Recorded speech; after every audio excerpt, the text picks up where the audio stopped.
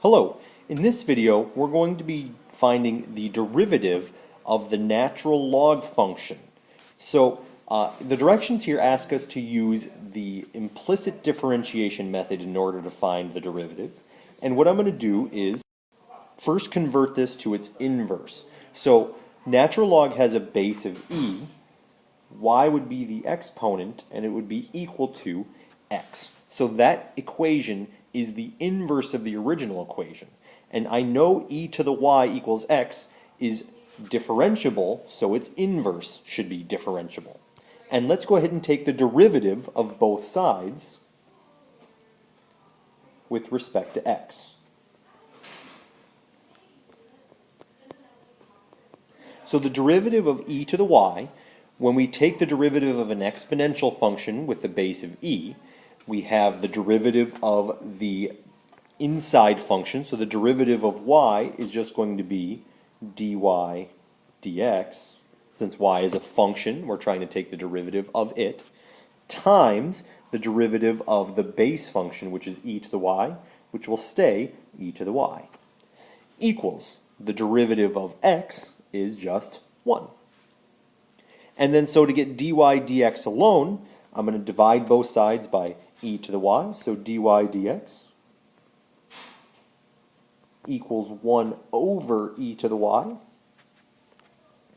And we know dy over dx would then be 1 over, and e to the y is the same thing as x.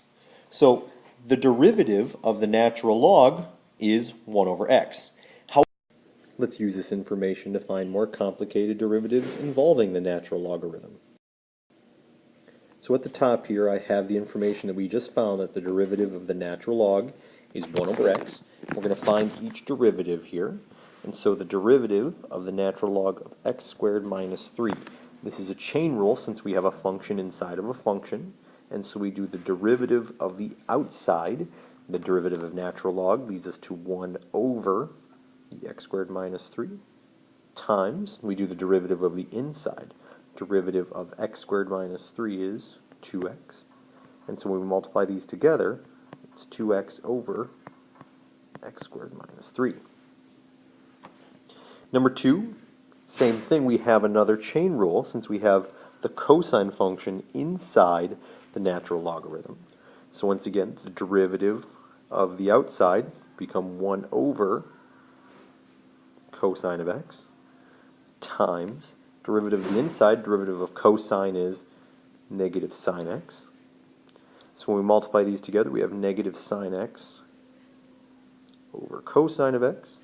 And sine divided by cosine is the same thing as tangent. So it's the negative tangent of x. Alright, and number 3, the derivative of the square root of the natural log of x. Well, our chain rule here is asking us to do the derivative of the natural log of x to the 1/2. So derivative of the outside results in 1/2 times the natural log to the negative 1/2 times derivative of the inside is 1 over x. And so when we multiply these together, on top I have nothing but 1's.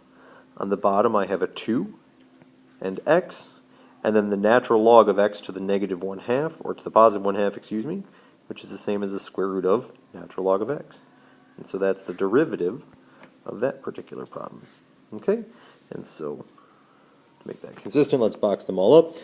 And there is how we do derivatives involving natural logs. For now, we're done.